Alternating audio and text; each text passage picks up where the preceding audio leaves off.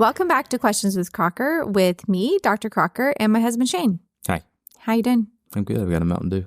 Our dog is in here and he is snoring so loudly behind me. That might be me snoring at this point. Not quite. So we're getting some podcasts done tonight.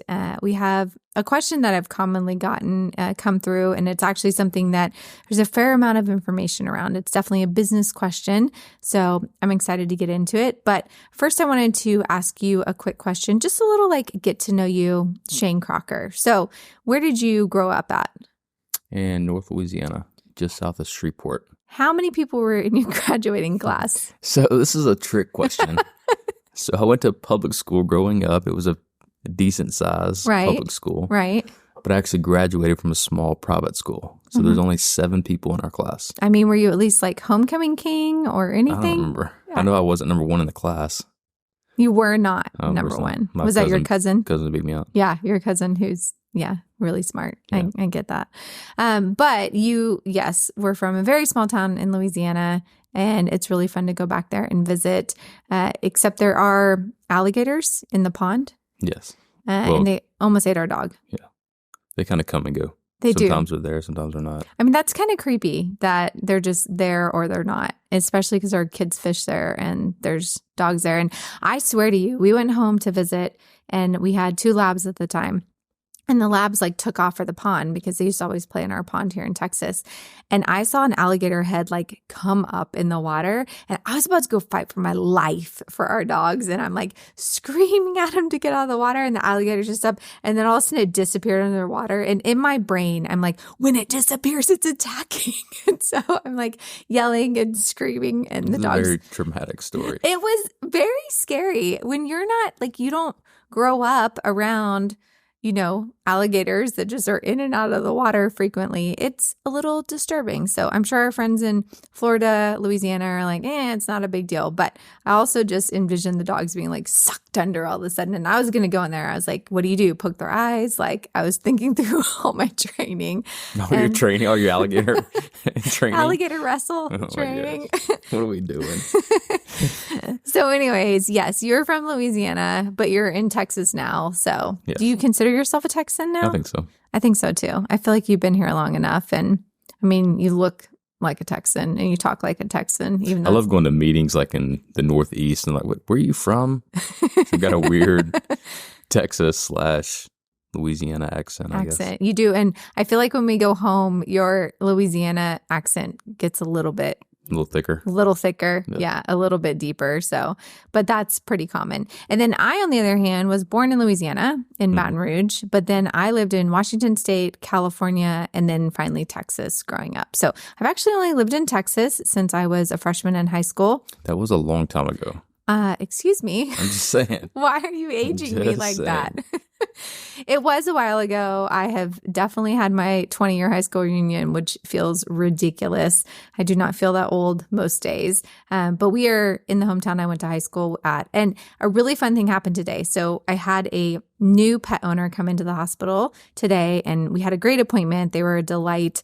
And I was talking to him and joking with him. And then they said, "Oh, did you go to high school here?" And I said, "Yes." And they said, "Well, actually, we knew that because it says it on the website. And that's why we came here, because you're from this town." And so, I don't know, it made me feel good to come back to my hometown and help take care of the pets there, and that people, want to support a small local business like us. So it was kind of heartwarming. But I would agree.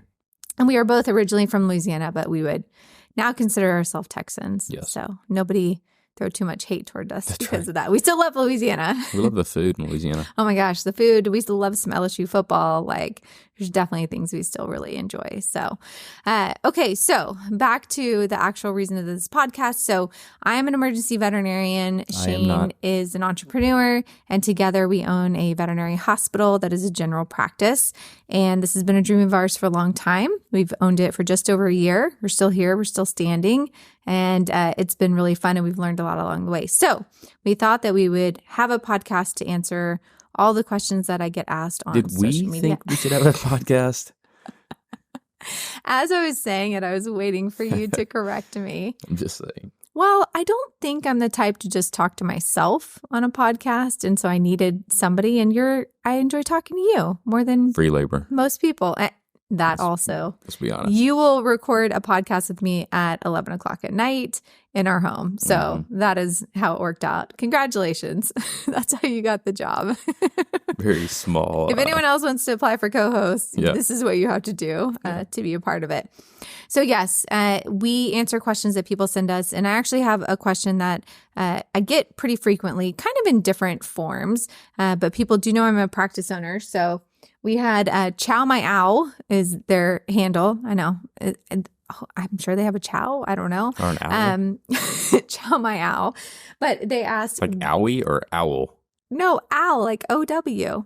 Got it. It rhymes. Owl? No. Like a bird. That would have been, that would have been awkward. Yeah, that would have been weird. Okay. But anyways, they asked, what is the process of buying a practice? And we had to sit here for a minute and kind of come up with a list because it is quite a process, I feel like. And it is sometimes a long process. And there is, to me, the initial just like mental preparation of it and the thought behind it. And then there's the actual things that happen in the process. So I thought we could get into it. And the first question is, you have to decide if you even want to be a practice owner. Yeah, I would start with the internal question first. Yes. Before you consider anything else. A lot of soul searching. Yes. I quickly realized that I had an owner mentality and wanted to own a practice. And we have talked about it pretty much our whole marriage, I feel like, and that it was something that we felt like we could do well. I had a ton of ideas of how I wanted a practice to run.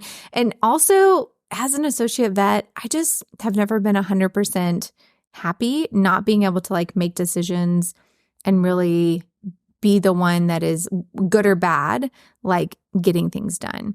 I'm a doer. And so it's really hard for me not to have that like full control of saying, yep, we're going to do this, and it just happening. And so I think I just knew that that was a thing that I wanted to do eventually. So it has been really great. It's worked out well for my personality. But there's a few things that you need to, I think, really know and soul search on before you even buy one. So one is, do you really want to do it? It is a lot of time. It is a lot of work. What is your vision for a practice? Like, do you just want to own a regular practice and do everything the way people do? Or you really want to think out, like, what is going to be my vision? What's my culture? What's my, experience I'm going to offer pet owners? What can I do differently? And really think through it. I have a lot of people say to me, well, I want to own a practice. And I'll say, okay, what kind of practice? What do you want to do? How do you want to structure your team? How do you want to structure your day? And the more I ask them questions, it seems like they really don't know the answers. And I think that we talked so much about what it would look like if we own one, that when we bought one, we didn't have all these questions of how we were going to do things because we already had really dialed into that. And I think that's an important kind of first step. The other big part of it is don't do it alone. So what sort of people should you kind of assemble before you really jump into practice ownership? Yeah, I mean, it depends, I guess. If you have a lot of money and you don't need bankers, then don't get a banker if you're just going to pay cash. But you need a good banking organization if you're going to finance it. Local banks are great. Big banks are great. It really depends on your personality, what kind of relationship you have. I would probably stick with a bank that has knowledge of veterinary medicine, just because it's important. Buying a vet practice is no different than us buying other businesses we bought. The process is the same, but the specifics inside of there, you want a team that knows that. Mm-hmm. Same with your attorney. You can buy an attorney or find an attorney that can help close a deal, but they can also muddy the waters. So you want to probably find an attorney that deals with, vet practices, an accountant, CPA, somebody that you can run numbers through. That conversation can be a little awkward if you don't have a current working relationship with them. It's going to be something like, hey, I want to buy a practice. I need somebody to help me do the diligence. What would that look like financially? And then once I close a deal, I need somebody to help me prepare financial statements, taxes, et cetera. Right. So those three pieces you probably want to make sure you have kind of in your hip pocket before you start go searching for a practice. I will say, you said banker, but early in the process, we realized that there is a lot of ways to finance a practice. Mm-hmm. So there's some practices that are owner finance, which means the person selling actually carries the note and you just pay them. That makes it a little easier sometimes because you don't have to go through the process of bank approval for funding. When you go the bank route, it is very different, all the hoops you have to jump through. And I agree, finding a bank that has a veterinary specific portion is really, really helpful because there's a lot of things you don't think about when you're looking at a practice and the numbers and there's so many different, even if you decide to go traditional bank financing, how they put that together, whether it's a SBA loan, whether, they hold the paper internally, how much you have to come, down payment, whether the real estate's involved, not involved. There's a lot that goes into that piece as well. So if you can find a bank that has a specific arm that deals with, typically it's under the medical side. So you have doctors, veterinarians, et cetera, kind of all under the same arm, if you will. That's going to be a lot more beneficial to you as a veterinarian. And I think we could probably do a whole episode just on how to pay for a practice. So we'll kind of leave it at that on that part of it. And we do have access to good bankers if anybody has questions or needs a referral there. We do. We very much liked the process that we went through and the people we worked with. Now, I will say another team person that you should consider is someone else who can be your boots on the ground or be a visionary with you if you will not be that person. So it is great to maybe just have the money to buy practices and maybe not plan to work in it every day. I don't do that in our practice. However, I had a friend, Jessica, and she's amazing. I've known her for 15 years now, and we are very similar in how we think about veterinary medicine and how we think about the way things should work.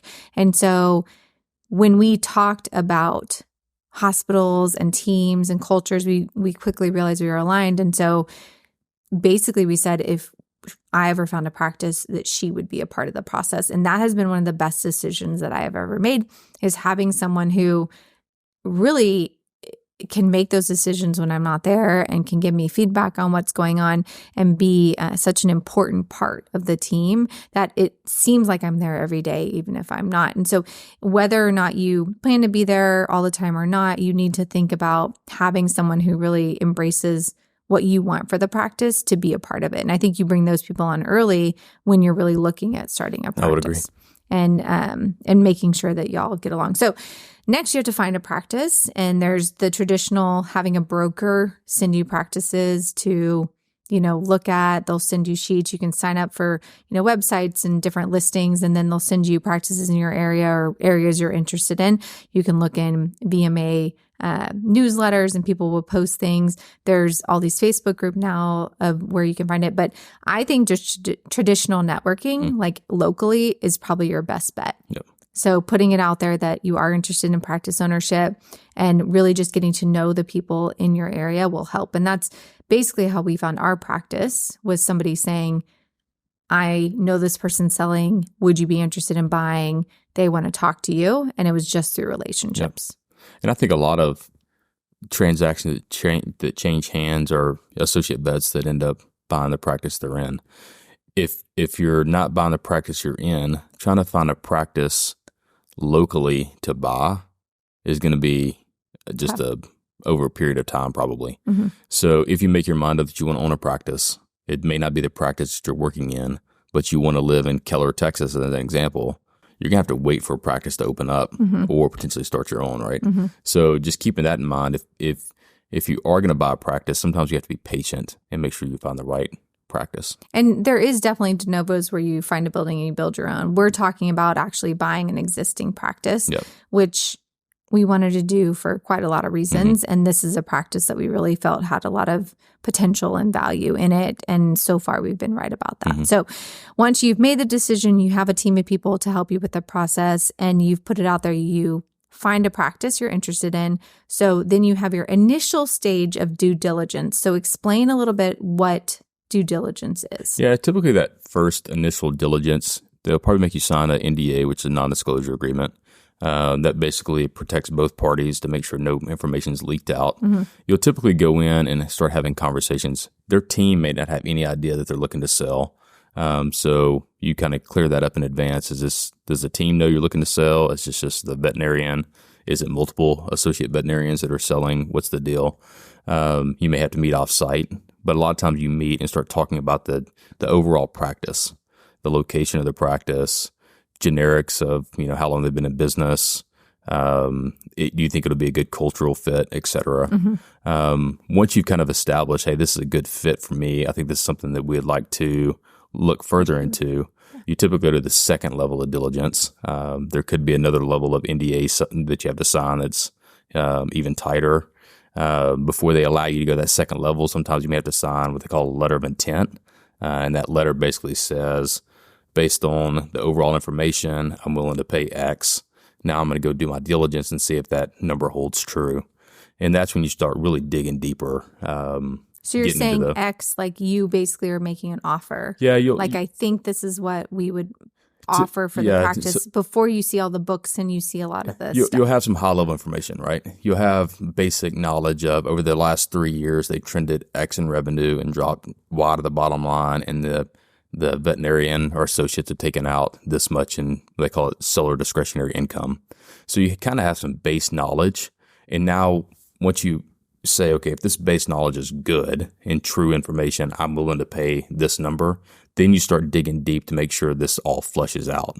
So you're looking through tax returns, you're looking at the P&L, the balance sheet, the cash flow statements. You're really getting deep into the financials to make sure all those numbers actually shake out the way that they say they did. And I do think the numbers are important, right? For me, the more important thing was the potential, absolutely, the culture. What was the existing owner going to do? Were they like peace out? Were they willing to stay on? Overall, was the team aware of the sell? Were you going to have, most of your team quit if they found out there was a new owner, or would people stay on? How long had people been there in general? If you are buying a practice and the oldest employee's been there a year, that's concerning to me. Our practice, there was people that had been there 10 plus years, multiple people. So you felt good about the team and like how they worked as a whole. And then I think on the counterpoint, when you're buying, and especially if you're buying a practice that someone really wants to keep a private sale, they're looking for, are you going to take care of their team? Are you going to take care of their clients? And so we were really honest about the fact that we were going to renovate. We did want to grow the practice, but we still really put a lot of value in what they had done so far, how they took care of the community. And we just wanted to expand on that, and that we didn't want to come in and change things dramatically from a cultural standpoint, because we really respected what they had as a team. And I think that helped us overall just in the process with them trusting us and being open about, where they were at too. And you and I have always been that way with businesses. Yeah, we're probably a little too honest sometimes. Yeah, at times.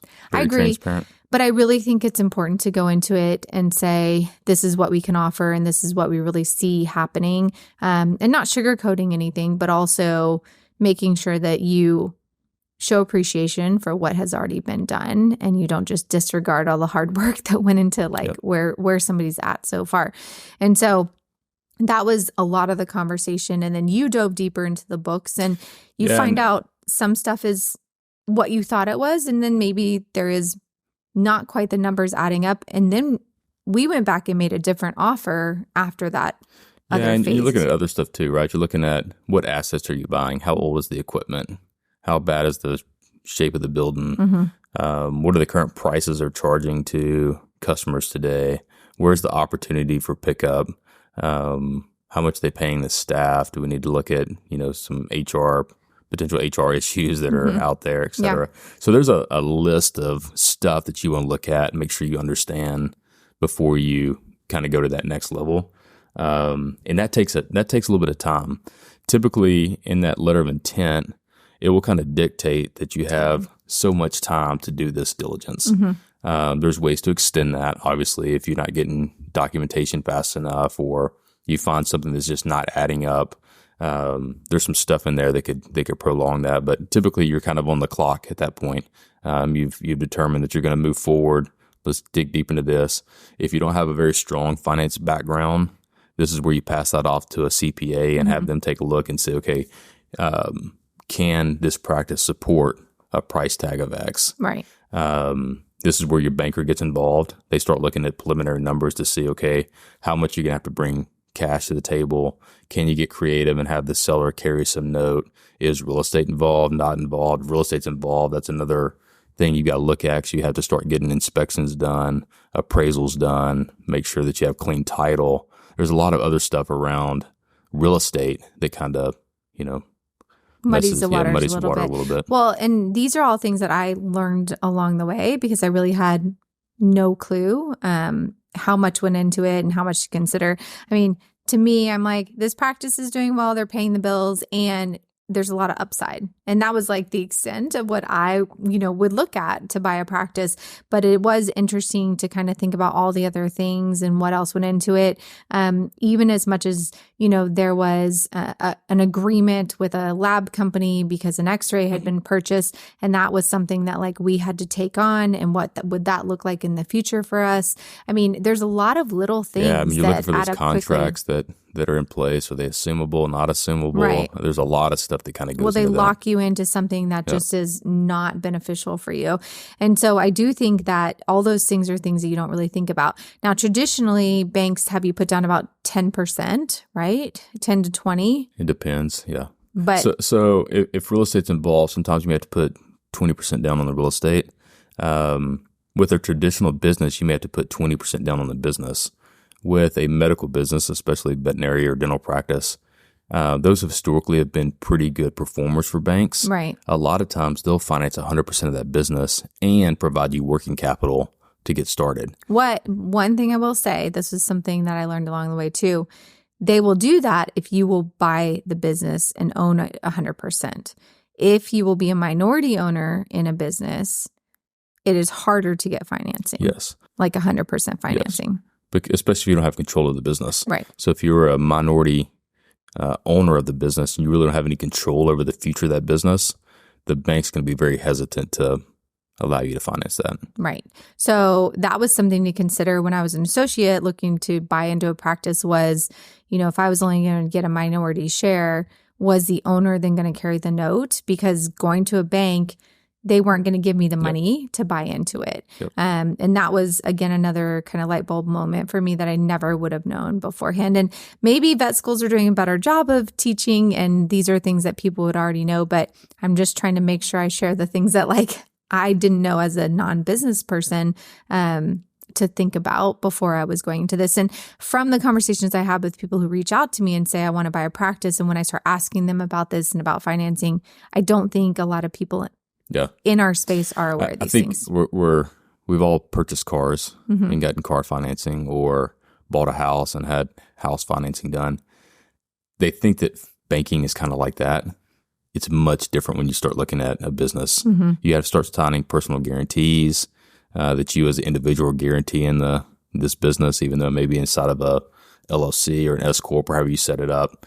We didn't even go down that. I mean, usually when you go to buy a practice, you also have to stand up. If you don't have a corporation or LLC or S corp already stood up, you've got to get that stood up before you do an acquisition. Right. There are ways to buy it, transfer it, but that's a whole different we're not going that deep yet. Yeah. That was actually one of the most terrifying parts of buying the practice was I had to have this meeting with a finance guy at the bank and basically was told like this meeting is a make or break. Like you either sell him on the fact that you can make this a successful practice or you are going to bomb and they might reconsider the financing. And I was so stressed. I was actually driving and I had to pull over on the side of the road, like based on when he called me. And I was like sweating in the car and he's on speakerphone and he's asking me these questions. And I really knew some of the answers and some of them I did not know the finance terms he was using. And I was terrified.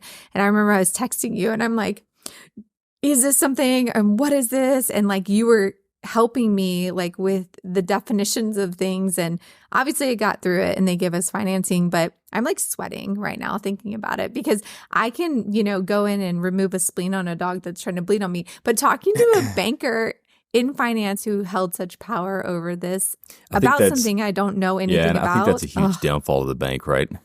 The bank should know like people have their strengths and your strength is around building a team of people, right? So have that conversation, but have the CPA on the phone, have me on the phone, have, Oh, yeah. I was like, can Shane take this call? And they're like, no. Yeah. Like, you have to take the call. Again, if it's around vision or growth or hiring, those are right in your wheelhouse. Right. Right. If it's around you projected X over a period of time, well, yeah, that's somebody did that for me. Somebody did those projections for me based on what I told them we could do. Right. So I don't know. That's kind of a downfall, I think. I stumbled through it and we got financing. And so far, we've gotten good feedback that we're doing well. And obviously our numbers are doing well. So I guess it was a good bet for them to make. So if you get financing. So typically you'll get a sign off from the bank saying, based on these numbers and based off of your credit history and the cash you're bringing, et cetera, you qualify for this. So once you're through your diligence stage, you feel like, okay, this is a comfortable business for me to buy. You then go into a purchase agreement. You've already started talking to the lawyer. The lawyers are typically drafting that purchase agreement. The purchase agreement is very specific of what's going to happen, who's doing what, who's responsible for what. That's typically a very long document. And they draft the purchase agreement. Everybody reads through it. Attorneys go back and forth, negotiate certain terms. And then you start getting ready to set up for a close. And that's where we actually looked at, okay, what notes were still on the practice for equipment, for different things. And again, that attorney can make or break a deal, blow a deal up. Yeah. We went with a attorney that specifically dealt with veterinary buys and sells.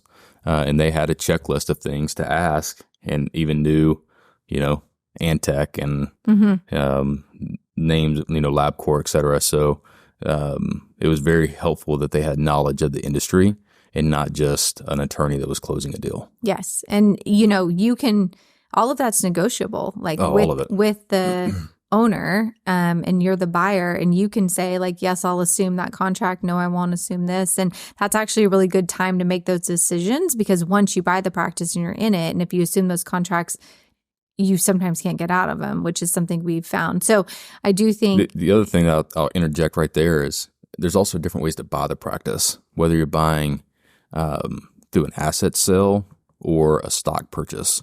And what that means is, let's say you have this set up as an S Corp or an LLC. That practice already has its own tax ID number. You can buy that tax ID number and you're now the owner of that corporation. Or that person that was selling keeps that entity. They close that entity down, and all you're doing is buying the assets of the business, the building it's in, the equipment, the goodwill, which is your customer list, et cetera. Right.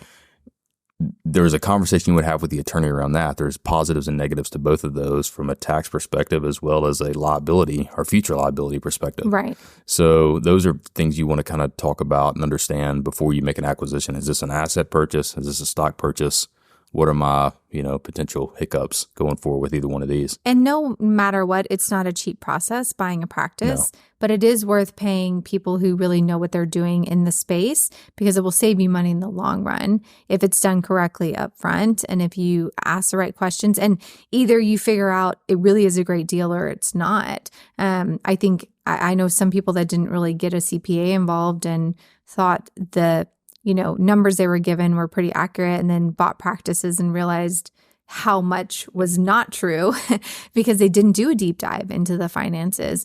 And the same thing culturally, like they didn't spend time with the team. They didn't really ask the questions they should have asked and came on board and just, had a toxic mess that they had to deal with. And so there's a lot of value in having those things and really dealing with them up front, even though it seemed like a very long process.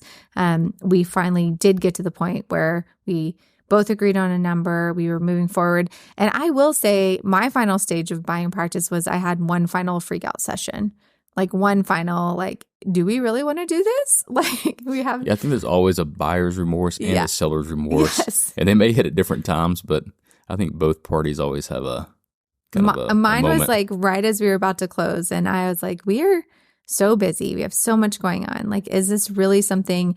And, you said, and I think I've shared the story before, but you said, if you don't buy it, will you regret it? Will you drive by it every day and say, I really should have bought that practice? And that just did a 180 in me because I was like, absolutely. If I didn't even try to own this practice and to do this, I would regret it every single day.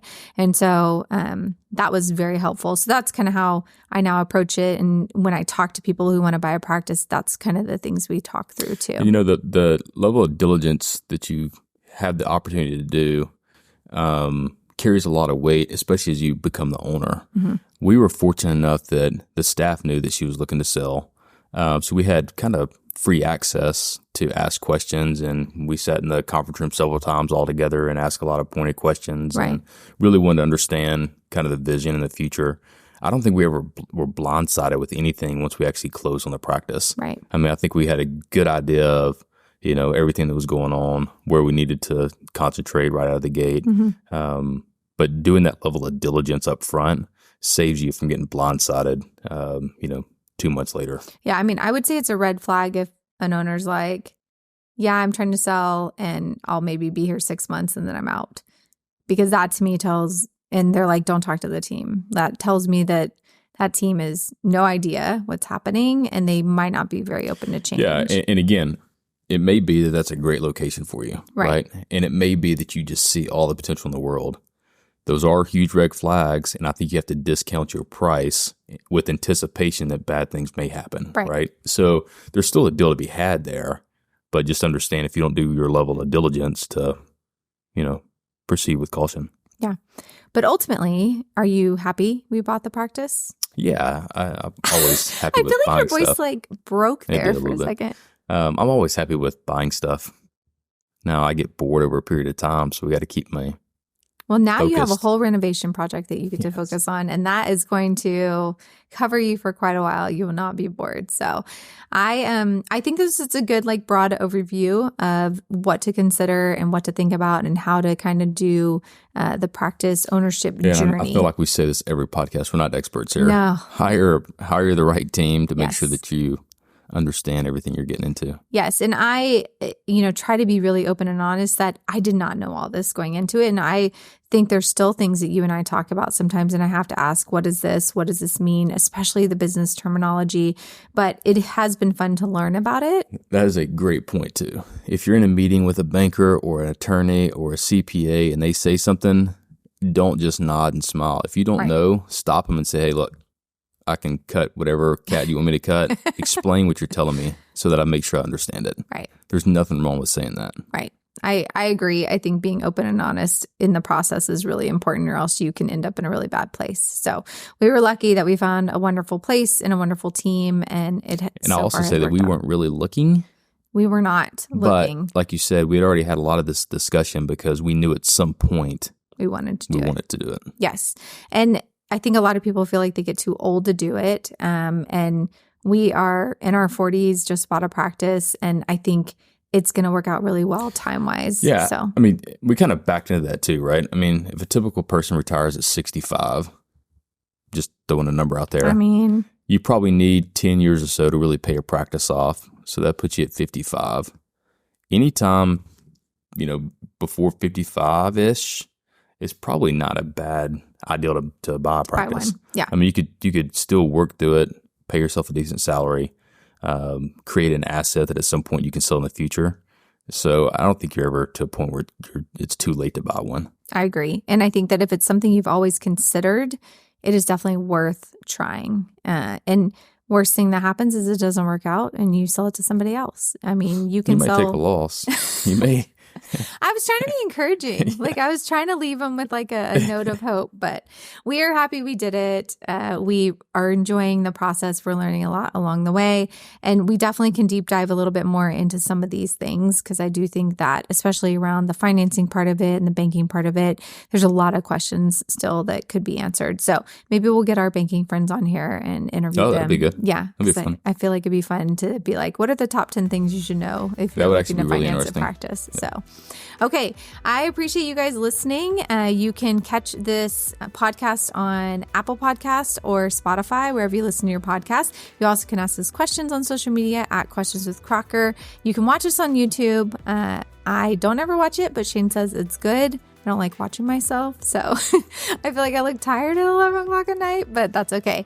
But I appreciate you being here with me, and thank you for teaching me all your business knowledge. And don't worry, I'll keep teaching you about culture and HR stuff. I have so much interest in learning about culture and HR. And when I use culture terms, you're like, huh? Yeah. No.